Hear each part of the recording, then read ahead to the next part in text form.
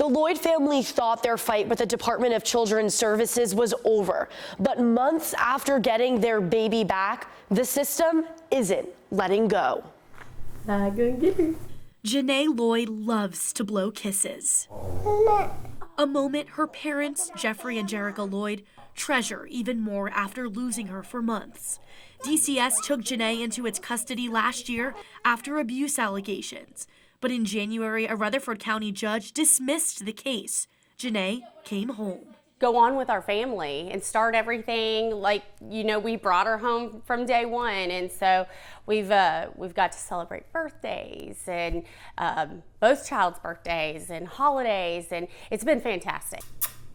But that relief didn't last. Almost 3 months later, the Lloyds received a shocking letter from DCS.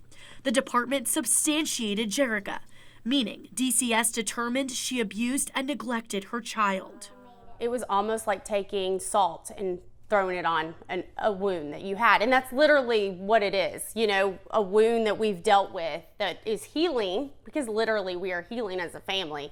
And it's like starting over. I mean, it's very upsetting. The letter, dated December 31st, weeks before the judge threw out the case. So why did the Lloyds receive the letter in mid-May? On DCS's website, it even says that once a case is closed, the person will receive notification within 30 days. The Department of Children's Services never comments on specific cases. However, a spokesperson tells Fox 17 DCS conducts its own Child Protective Service investigations, and they are separate from the judicial process. Jeffrey believes the family only received the letter after raising questions with state lawmakers. It's just too convenient for me that we have a state representative, state senator's office asking questions, not only about our case, but just in general, how things are going in the department. And then 3 days later, we get this substantiation. It's just really odd. The Lloyds had to rehire their lawyer and file an appeal. How confident do you feel about the appeal process?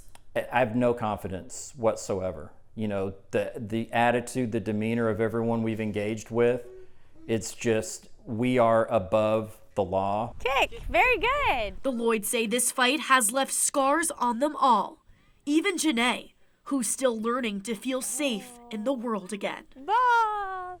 The Lloyds say they're not just fighting for themselves. They want to continue to talk to lawmakers to push for changes so other families don't go through this.